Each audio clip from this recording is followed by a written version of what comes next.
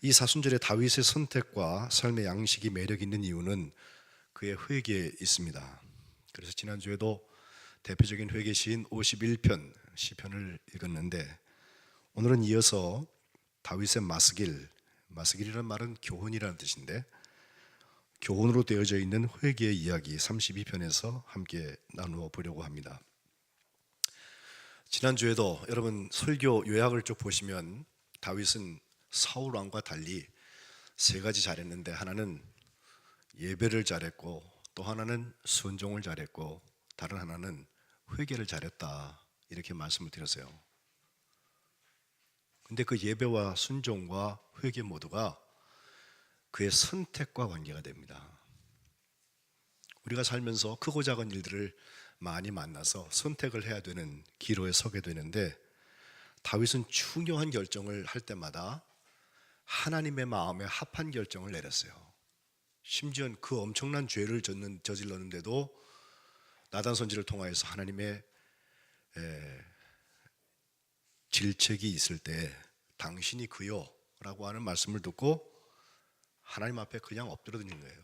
내가 죄인입니다, 나를 불쌍히 여겨주세요. 그거면 돼요. 근데 정말 죄인들을 보면 그 옆에 붙는 말이 많아요. 사울 보세요. 백성들이 그랬고, 부득이해서 그랬고, 뭐 말이 많잖아요. 그죠? 하나님의 마음에 합한 사람을 사는 걸 보면 그 사람들은 죄가 미워집니다. 하나님이 싫어하시니까.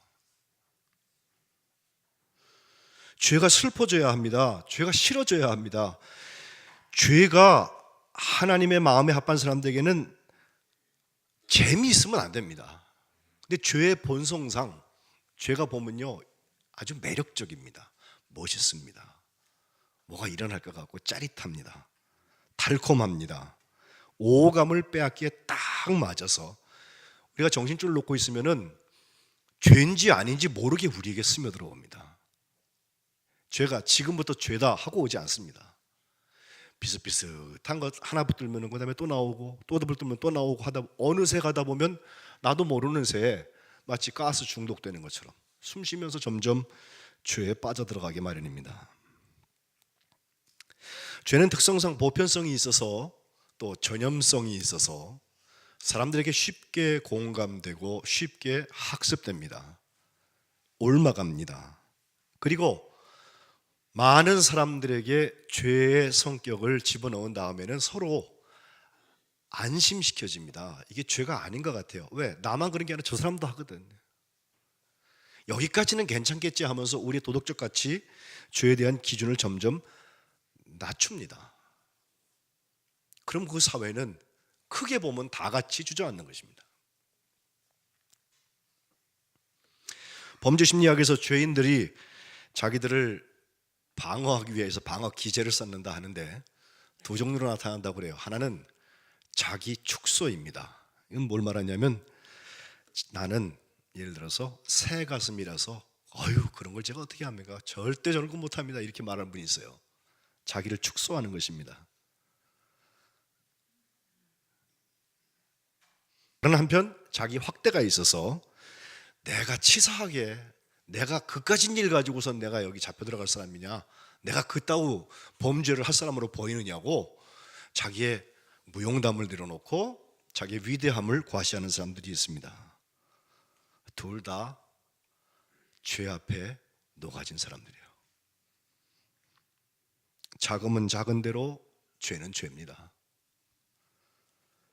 죄를 우습게 본 죄인들이라면 그 죄가 생각보다 심각한 죄가 되어서 내 영혼을 좀먹고 내 영혼을 파괴시키고 있습니다. 더더욱이 달콤한 말 중에 하나, 딱 한 번만, 요번 딱 한 번만, 그리고 다신 하지 말자고. 다윗이 오늘 32편에서 우리에게 하고 있는 얘기 중에서 이 죄를 이겨나가고 회개의 회복을 사는 사람의 가장 중요한 이야기는 8절에 나오는데, 바로 내가 네 갈 길을 가르쳐 보이고 너를 주목하여서 훈계하겠다는 거예요. 여기 나는 하나님이시죠. 하나님께서 다윗 혹은 이스라엘, 혹은 2017년을 살고 있는 성민교회, 그리고 대한민국, 내 갈 길을 가르쳐 보이고 너를 주목하여서 훈계하겠다는 거예요. 하나님이 가르쳐 보여주신 길이라면 혹시 손해가 나도 돌아가는 길 같아도 따라가야 맞는 것입니다. 하나님이 주목하시면서 훈계하시는 사람이라면 그것 자체가 이미 최상의 선택입니다. 그런데 우리는 이어지는 구절에 나오는 말씀처럼 꼭 동물들 중에 말이나 노새처럼 제갈과 굴레로 단속해야만 통제가 됩니다. 어지간한 것은 묻고 넘어갑니다. 세상의 욕심에 영혼을 팔아먹은 사람들은 순종할 기회를 다 잃어버리고 자기에게 주어진 시간을 버리게 마련입니다. 혹시 유혹을 기다리기도 하는 사람처럼 자기에게 유혹이 찾아오기만 하면 얼른 시험도 버리고 얼른 낙담해버리고 얼른 좌절해버리고 얼른 포기해버립니다. 다윗은 어떻게 했습니까? 그는 출신이 목동으로 양을 치던 출신이라서 그런지 우리가 잘 외우는 시편 23편에 여호와는 나의 목자시라고 관계 설정을 합니다. 목자와 목자가 치는 가축의 관계라면 일은 그것으로 끝난 것입니다. 그래서 여호와는 나의 목자시니 내게 부족함이 없다고 그랬습니다. 주보를 인쇄소에서 식자 치던 시절에 이런 얘기가 있어요. 목사님이 금요일까지는 얼른 식자 그 내용을 줘야 주보를 만드는데 어떻게 하다 늦었어요. 토요일 날 이제 마지막 통촉을 받고 갈 수도 없고 그래서 전화를 해가지고서 그 주보의 내용들을 알려주시는데 이제 인쇄소 직원이 이렇게 물어요. 본문이 어디예요? 그러니까 이번 주일 본문은 시편 23편 1절로 6절 말씀입니다.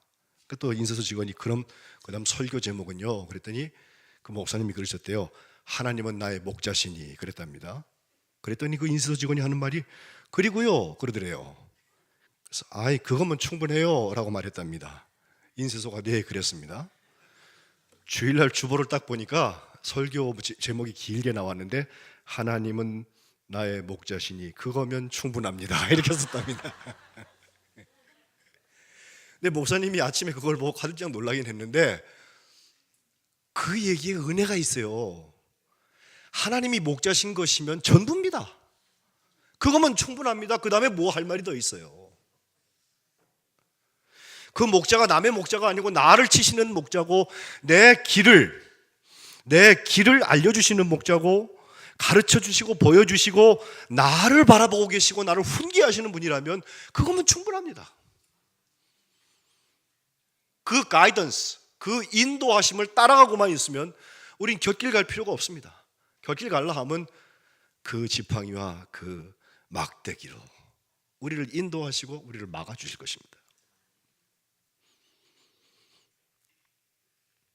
하나님의 주권이 회복된 사람은 바로 이런 자리에 서게 됩니다.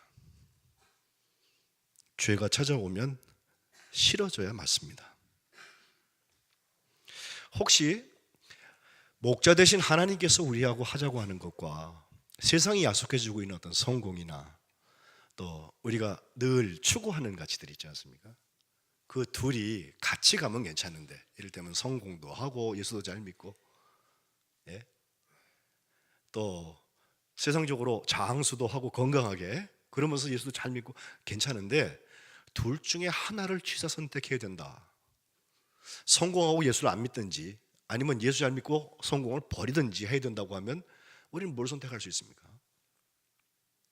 쉽게 원리적으로 얘기하면 당연히 예수님을 선택하죠. 그러니까 내가 성민교회 교우 아니에요, 그죠? 거룩한 백성 아니에요 말하는데 실제로 작은 일부터 우리 그렇게 합니까? 하나님의 우선권이 우리에게 확보되어 있습니까? 찬송 94장 주 예수보다 더 귀한 것은 없네. I'd rather have Jesus. 난 오히려 예수님을 내가 소유하겠네. 세상 부귀보다, 세상 명예보다, 세상 행복보다 바꿀 수 없는 그 예수님을 내가 붙들고 하겠다는 거 아니에요. 찬송은 신나게 해요. 할 때는 내가 은혜 받은 것 같아요. 찬송 끝나고서 일할 때 보면 그렇지가 않아. 주 예수보다 더 귀한 것이 없다고 하는, 여호와는 나의 목자시니 내게 부족함이 없다고 하는 바로 이 원칙에서부터 죄를 이기고 회복된 역사가 있으시기를 축복합니다. 내 영혼을 소생시키시고 자기 이름을 위하여 의의 길로 인도하신다 한 것, 그 소생이 바로 우리가 한 해 내내 기도하는 회복이라고 말씀드렸어요. 하나님은 어떤 한 가지 일에서 사람이 이기고 지는 거, 옳고 그름에서 내가 갑의 위치에 서는 것을 원하셔서 우리에게 하는 것이 아니라 궁극적인 생명, 영원한 생명, 소생시키시는 역사. 이걸 붙잡은 사람들은 사망의 음침한 골짜기를 갈지라도 거기서 해 받는 것을 두려워하지 않습니다. 주께서 나와 함께 하시기 때문에 그렇습니다. 사람들의 손가락질이 무섭지 않습니다. 수군거리는 소리가 그렇게 두렵지 않습니다. 그보다 중요한 것이 목자 되신 하나님께서 나에게 뭐라고 말씀하시나? 혹시라도 하나님이 싫어하시는 게 나에게 들어있지 않나? 우리 교회에 머리 되시는 예수님께서 하려고 하는 일이 방해받고 있지는 않나?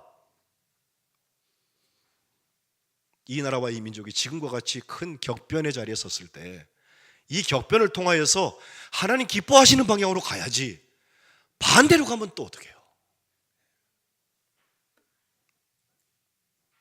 아버지 평생 소원했던 것은 주의 이 선하심과 인자하심이 평생 나를 따르니니 내가 여호와의 집에 영원히 거하리로다. 성민교회 담임 목사로 와서 이제 5달이 지나갑니다. 매일이 새롭습니다.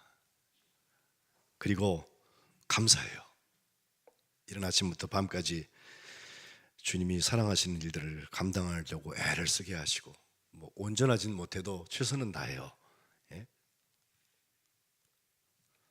근데 제가 30년 목회를 지나고 나니까 여러 가지 목회들을 경험해 봐서 이거 하면 되겠다, 이거 해보자, 얼른 해보고 싶어요 저도. 예? 근데 더 무릎 꿇게 하세요. 더 기다리게 하세요. 왜? 이 주님이시니까. 방법을 몰라서 안 하는 건 아닙니다. 그러나 주님께서 정말 원하시는 한 가지, 그게 뭘까? 올해 주님께서 회복하자 하셨으면 주님 뭘 회복하실까? 그거 집중하느라고 더디 가는 것 같아도, 제가 성격이 굉장히 급해요. 후다닥 해치워야지 끝나야 좋아. 근데 그렇지 않고 또 참고 또 기다리게 하세요. 아무것도 안 하면서 기다리는 게 아니라 주님의 주권을 인정하고 주님이 이 교회의 주인 되신다는 것을 인정하고 자꾸 거기에 자리를 내드리는 거예요. 그거 묵상해 보세요. 주님의 주권만 회복해 나가도 교회 부흥 성장 다 따라옵니다. 주님이 하실 거 아니에요. 그 주님이 나의 주인이시고 이 교회의 머리가 되시고 이 나라와 결의의 주관자가 되시고 이 역사를 완성하시는 심판주가 되신다고 하는 믿음 하나만 있어도 확실히 달라집니다. 너무 성숙해버린 세상, 이 역사가 아직도 주님과 함께 가려고 하는 것인지 주님 오늘 또 묻고 계세요. 하나님 없는 것처럼 살아도 괜찮다고 서로 격려하고 수준을 낮추고 있는 세상은 아닌지 주님은 묻고 계세요. 음습한 그늘에서 독버섯처럼 자라나고 있는 죄가 사람을 꿀꺽 삼켜도, 이 사회에 죄가 편만해도 어느 누구 하나 눈물 흘리지 않고 책임지려고 하지 않고 있는 이 세상 아닌지 주님 탄식하고 묻고 계세요. 오늘 시편 32편에서 우리는 주님이 가르쳐 주시는, 보여주시는 그 길, 우리를 주목하여 보시면서 훈계하시는 그 길, 다윗처럼 선택하는 역사를 감당해야 할 것입니다. 한 2달 정도 나라가 또 얼마나 시끄러울까, 그죠? 벌써 3사람이 유명을 달리했다고 하는데 무슨 집회 현장에서 이 편 저 편 들 거 없어요. 룰이 있으면 룰을 따라가면 돼요. 나만 법이 아니에요. 나를 상대화하는데 얼마나 인색한지 몰라요. 내 뜻대로 안 되면 그냥 속이 뒤틀려가지고 꼼수를 부리고. 죄가 주는 괴로움이 있습니다. 오늘 보면 3절과 4절에 보면 내가 입을 열지 않을 때 죄를 품고 있으니까 종일 신음합니다. 이 역사의 신음소리는 지난 5,000년 동안 있어 왔어요. 그런데 신음소리가 점점 커져가요. 또 내 뼈가 쇠했단 말이에요. 쇠약해졌단 말이에요. 4절에 보면 내 진액이 쭉 빠져서 여름 가뭄의 마름처럼, 땅바닥 쩍쩍 갈라지는 가뭄을 아시잖아요. 진액이 쭉 빠져갖고 도무지 내가 힘을 쓸 수 없는 생기가 말라버린 뼈다구 같은 모습으로 서 있다는 거예요. 이것은 주의 손이 주야로 나를 누르고 계신 것이라고 그랬어요. 입을 다물고 죄를 고백하지 않았을 때 죄를 꼭 품고 있으니까 죄가 속에서 우리에게 작용하는 것을 보니까 이래요. 신음을 뿜게 하고 내 뼈가 쇠하게 하며 여름 가뭄의 마름처럼 우리 진액을 다 빼버리고 맙니다. 그런 점에서 죄가 폭로되고 죄가 드러나서 내가 다른 사람들 앞에 손가락질 받는 것이 두렵지요? 그보다 더 두려운 것은 죄를 속에 품고 있는 거예요. 하나님 앞에 회개할 수 있는데 그 기회를 놓치는 거예요. 회개하지 않고 그 죄랑 같이 사는 거예요. 속에는 숨겨진 죄가 있는데 주님께 내어놓지 못하고 그걸 안고 살고 있는 사람이 있다면 그 사람은 예수님께서 아주 독하게 하신 말씀 중에 회칠한 무덤 같은 사람아 라는 말이 있어요. 회칠한 무덤 뭐예요? 밖에서 보면 회로 칠해놨기 때문에 깨끗해 보여요. 근데 그 무덤 속에는 시신이 썩고 있잖아요. 다윗이 잘한 선택은 빨리 진실된 회개의 문을 연 것에 있습니다. 사울왕보다 어찌 보면 더 독한 죄를 졌는데 하나님께서 그것을 직시하게 하셨을 때 내가 그 사람이로구나.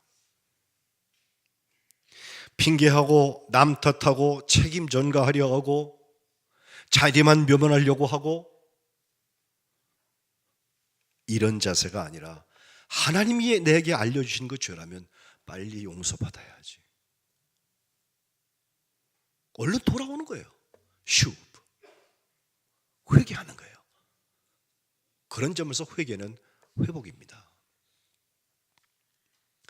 나를 정죄하려는 사람 앞에서는 혹시 나를 변호해 줄 사람이 필요할는지 모르지만 지금 하나님께서 우리의 죄를 열라고 하시는 것은, 우리의 죄를 드러내시려고 하시는 것은, 이 나라와 이 민족과 우리 교회에 치부를 드러내시려고 하는 것은 용서하시려고 하는 것입니다. 그래서 복음입니다. 용서하고 회복시키기 위하여서 우리의 죄를 드러내셨다면 마치 환자가 자기 환부를 의사 선생님 앞에 보이는 것처럼, 엄청난 장비들이 지금 많이 발전되어 있잖아요. 찍으면 다 나오죠. 속 깊은 곳이 다 보이고 그걸 판독하면은 어디가 아픈지 정확히 알 수 있어요. 이제 하나님이 싫어하시는 하나님 앞에 정확한 나의 죄의 모습을 알고 인정하고 수용하는 게 필요한 거예요. 그런 점에서 5절에 보면 내 허물을 여호와께 자복하리라 하고 주님 앞에 내 죄를 아뢰고 죄악을 숨기지 않았더니, 여기 복음이 있어요. 곧 주께서 내 죄악을 사하셨나이다. 하나님이 다윗만 사랑해하고 다윗만 용서해 주시고 나머지 죄인들은 용서 안 하시나? 그건 아니에요. 그러나 다윗처럼 올바른 선택해야 돼요.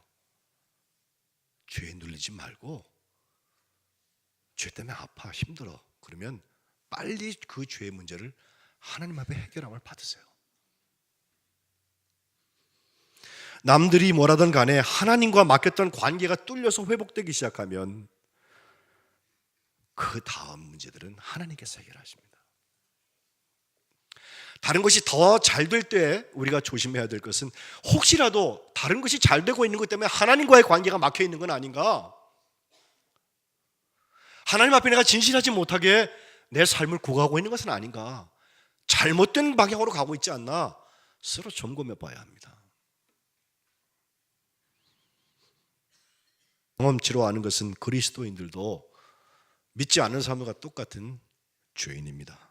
다만 다른 게 있다면 용서받은 경험을 한 죄인들입니다. 그래서 매일 거룩해지고 매일 깨끗해지는 성결의 자리를 사모합니다.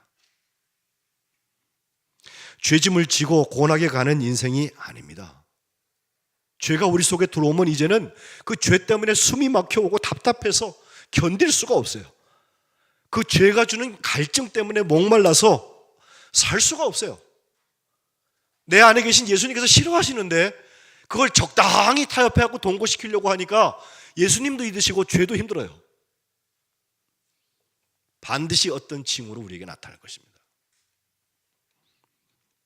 그래서 6절 말씀해 보면 모든 경건한 자는 주를 만날 기회를 얻어서 주께 기도하라고 그랬어요.